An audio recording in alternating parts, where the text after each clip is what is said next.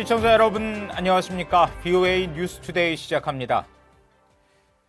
도널드 트럼프 미국 대통령은 한국이 북한으로부터 방어하기 위해 방위비 분담금을 더 많이 내기로 합의했다고 밝혔습니다. 이런 가운데 국무부는 한국 정부가 한일 군사정보보호협정 지소미아 파기 가능성을 거론한 것과 관련해 미한일 3국 관계의 중요성을 거듭 강조했습니다. 첫 소식 함지아 기자가 보도합니다.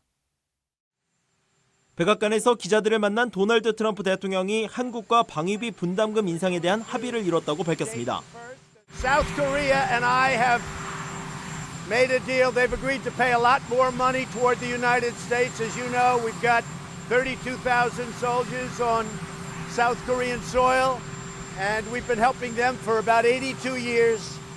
And we get nothing. We get virtually nothing. 트럼프 대통령은 그러면서 한국과의 관계는 좋지만 방위비 문제는 불공정했다고 말했습니다. The relationship is a very good one, but I felt all along, I felt for years it was a very unfair one. So they've agreed to pay a lot more and they will agree to pay a lot more than that. 앞서 트위터에는 한국이 북한으로부터 스스로를 방어하기 위해 미국에 훨씬 더 많은 돈을 지불하기로 합의했다면서 한국은 매우 부유한 나라로 이제 미국이 제공하는 방위에 기여해야 할 의무를 느끼고 있다고 적었습니다.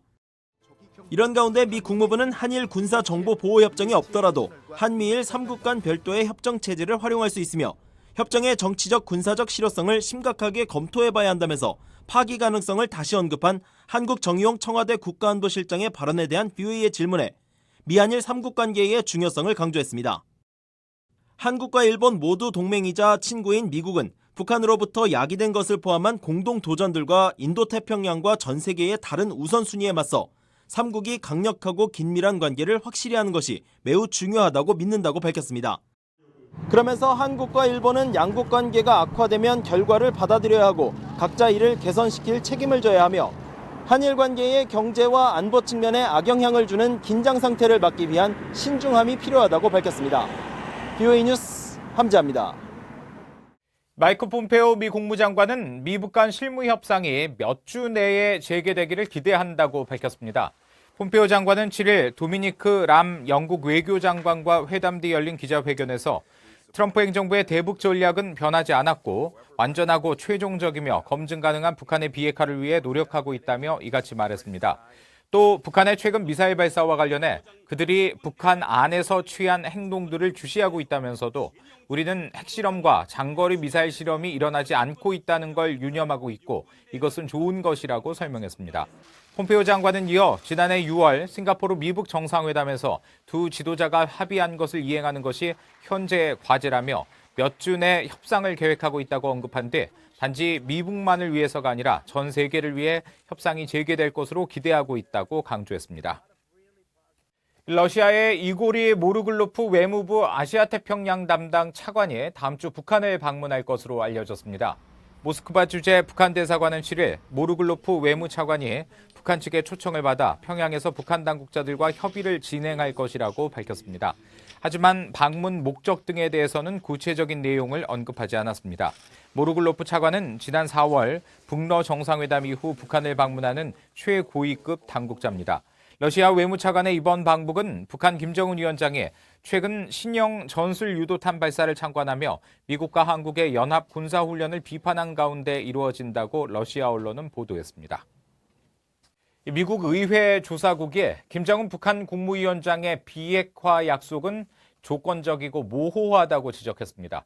또 최근 북한에 잇따른 단거리 미사일 실험은 유엔 결의 위반이며 미사일 성능을 고도화하기 위한 목적으로 평가했습니다. 이조은 기자의 보도입니다.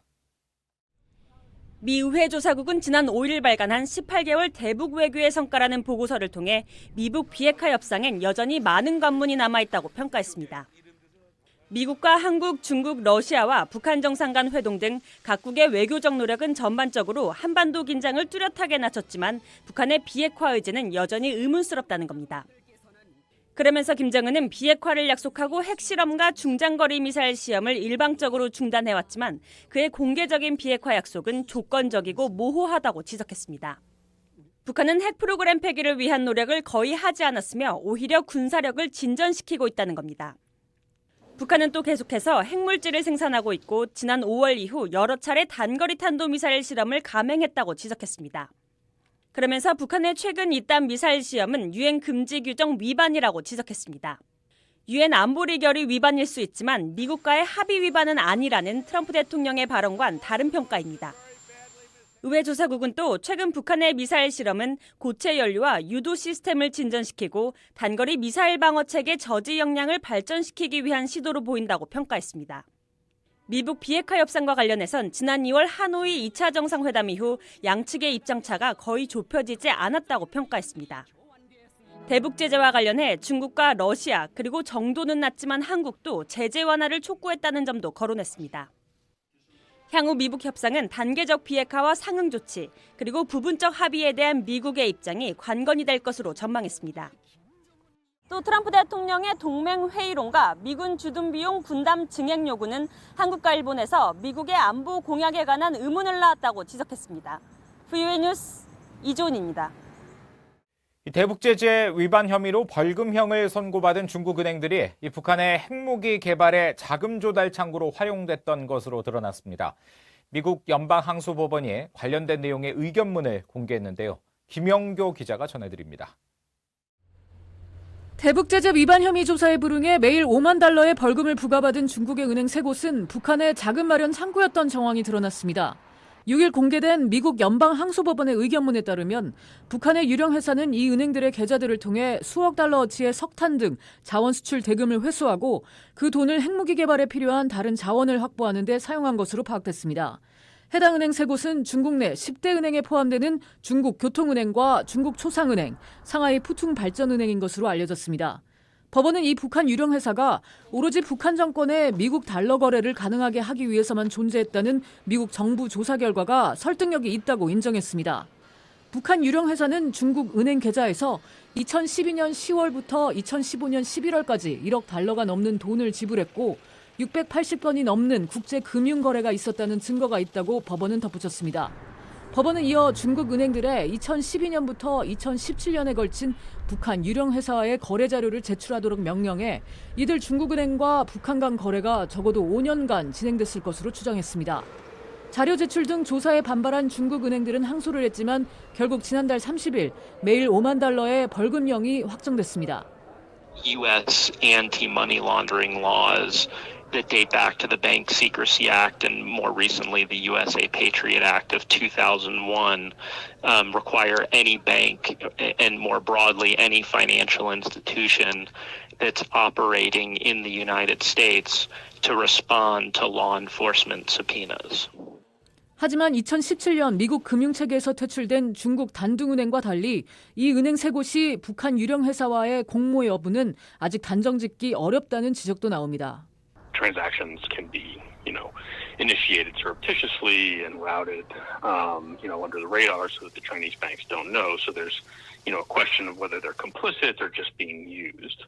But Chinese banks know those are sanctions violations. 미국 연방법원은 미국 정부가 아직 중국은행 3곳에 대해 범법 행위가 있다고 단정지은 게 아니라고 강조해 이들 은행들이 조사에 응할 여지를 열어뒀습니다. VOA 뉴스 김영교입니다. 미국 정부가 압류한 북한 선박 와이즈 어네스토가 경매에 넘겨졌으며 입찰 마감일은 오는 9일로 정해졌습니다.